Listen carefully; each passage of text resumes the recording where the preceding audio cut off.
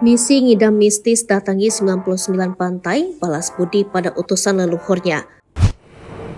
Ada maksud mistis yang dialami Syifa Salma Jatun Aini, ibu hamil 7 bulan ngidam aneh-aneh, salah satunya mendatangi pantai.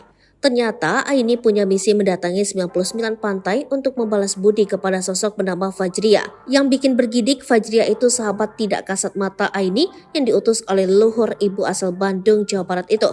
Hingga Mei 2023, Aini yang pernah viral gara-gara pernikahannya dengan sang suami, Rifki Alvan dengan mahar seekor kucing ini, sudah mendatangi 33 pantai.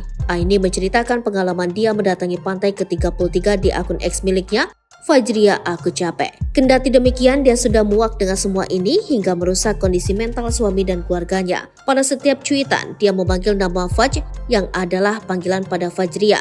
Mengagetkannya lagi, Fajria itu teman tidak kasat mata Aini. Dia bercerita pertemuan pertama dengan Fajria ini bermula ketika masih duduk di bangku sekolah menengah pertama. Kala itu Aini menonton film seorang diri. Aini yang sengaja keluar dari ruangan paling terakhir tak sengaja menemukan ponsel di bangku sampingnya. Aini pun kemudian mengangkat telepon itu dan berbicara dengan pemiliknya. Akhirnya Aini janjian dan bertemu dengan pemilik ponsel itu di luar bioskop. Saat itu, Fajria dan Aini pun akrab dan berjanji akan bertemu lagi.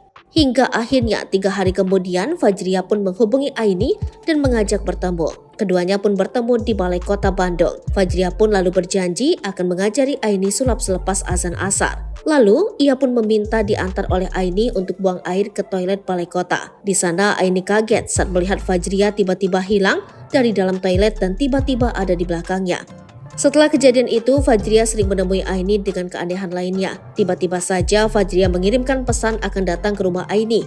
Hingga akhirnya Aini pun menyadari Fajria ternyata bukan manusia. Hingga suatu hari Fajria mengaku disuruh oleh leluhur Aini. Saat itu Aini hendak mencoba mengakhiri hidup tetapi ditolong oleh Fajria. Fajria bahkan memberikan syarat bahwa Aini harus menuruti semua permintaannya. Permintaan itu harus dituruti Aini karena Fajria ini membawa tugas dari leluhur Aini.